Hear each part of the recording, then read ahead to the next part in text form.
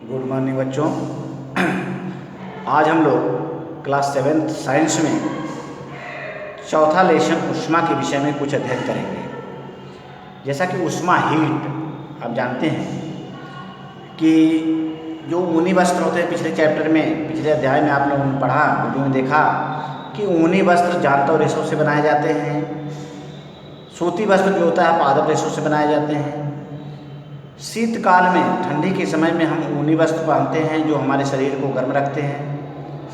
जब मौसम गर्म होता है तो हम हल्के और सूती वस्त्र पहनना पसंद करते हैं।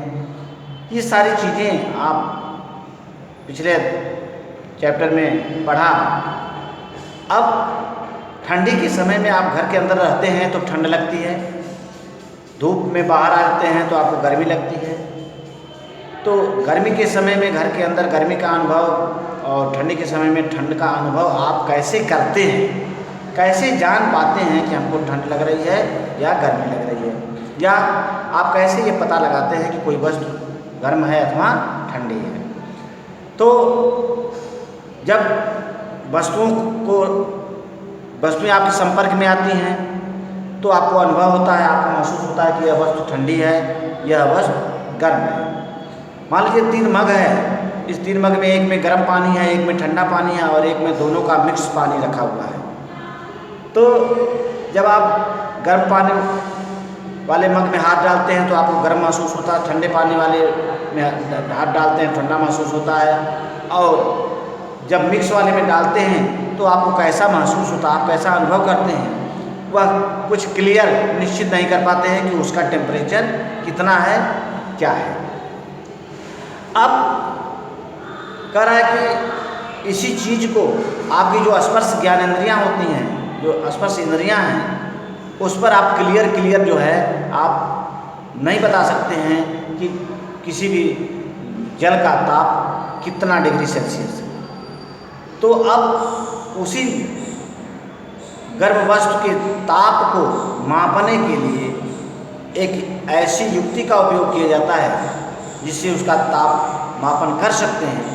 उस युक्ति को हम तापमापी थर्मामीटर कहते हैं। जिस युक्ति से हम ताप को मापने का काम करते हैं वह युक्ति तापमापी अथवा अंग्रेजी में थर्मामीटर कहलाता है।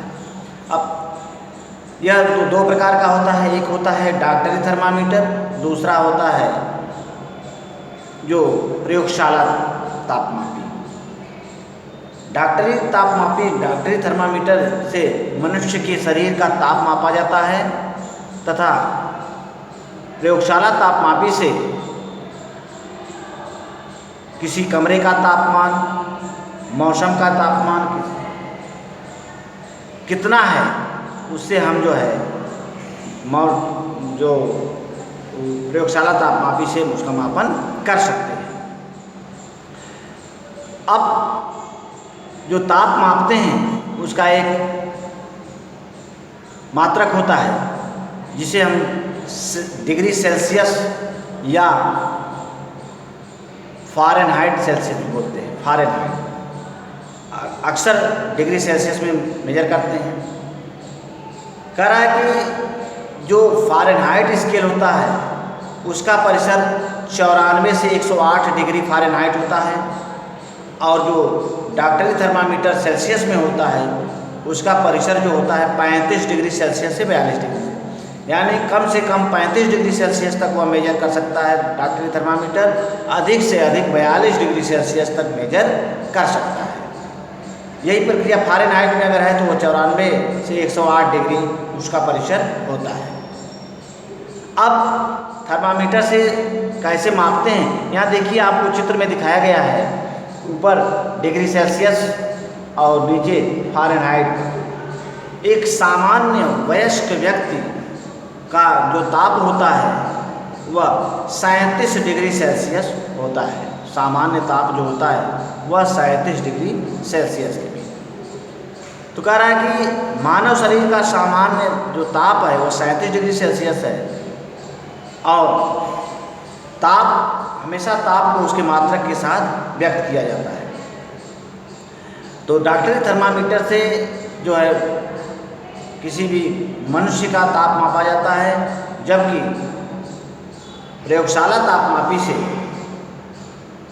किसी भी कमरे का, किसी भी एटमॉस्फेयर का, वातावरण का टेम्परेचर हम मापते हैं। अब कह रहा है कि अगर मान लीजिए डॉक्टरी थर्मामीटर को केवल मानव शरीर के ताप मापने के लिए बनाया गया है और इस मानव शरीर का जो सामान्य ताप का परिसर जो है वो 35 डिग्री से 42 डिग्री सेल्सियस है।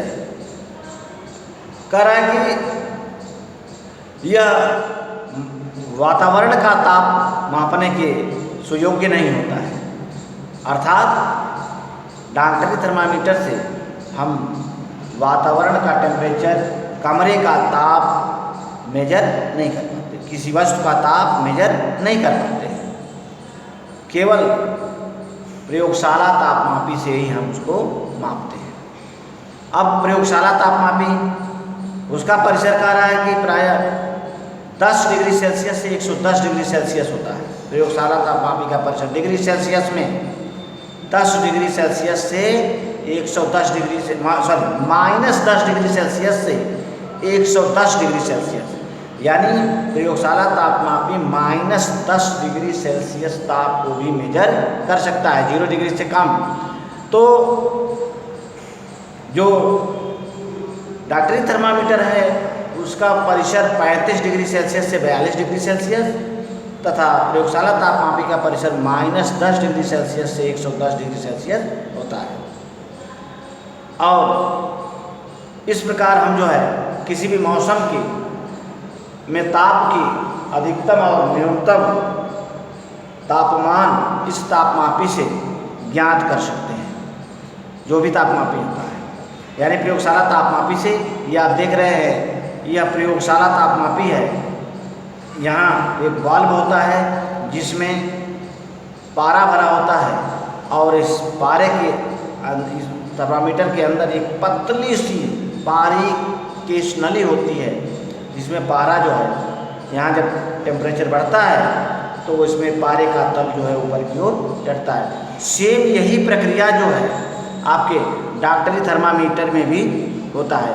यहाँ जो है मरकरी पारा भरा होता है, जब यह मनुष्य के मुंह में इसको रखते हैं तो इसका ताप बढ़ता है, जिससे इसके पारे में प्रसार होता है और जब इसके पारे में प्रसार होता है तो यह ऊपर की ओर चढ़ता है और चढ़ने के बाद फिर रुक जाता है। तो देख लेते हैं कि कितने डिग्री सेल्सियस तक पारा चढ़ा है। सेम वही चीज़ आपके प्रयोगशाला तापमापी में भी दिखाया गया है।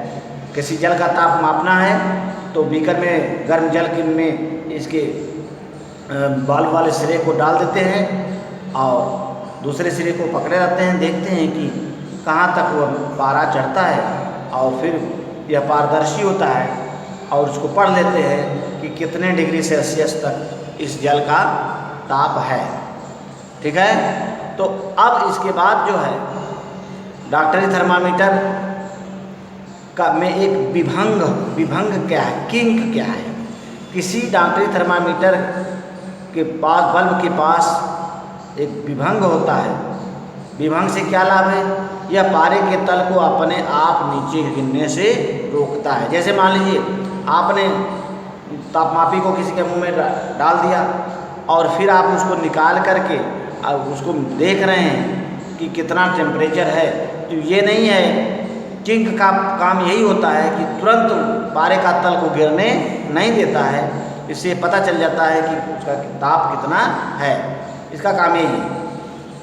अब इसके बाद आता है ऊष्मा का स्थानांतरण। ऊष्मा का स्थानांतरण, जैसा कि आप जानते हैं कि ऊष्मा अधिक ताप वाली वस्तु से कम ताप वाली वस्तु की ओर संचलित होती है। यानी ऊष्मा जो है अधिक से अधिक, जो अधिक ताप होता है, टेम्परेचर जिस वस्तु का होता है उधर से कम ताप, अगर दोनों वस्तुएं संपर्क में रखी हुई हैं तो अधिक ताप से कम ताप की ओर उसका संचरण होता है।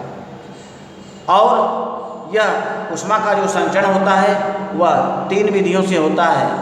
एक चालन विधि से, दूसरा संवहन विधि से और तीसरा विकिरण विधि से होता है।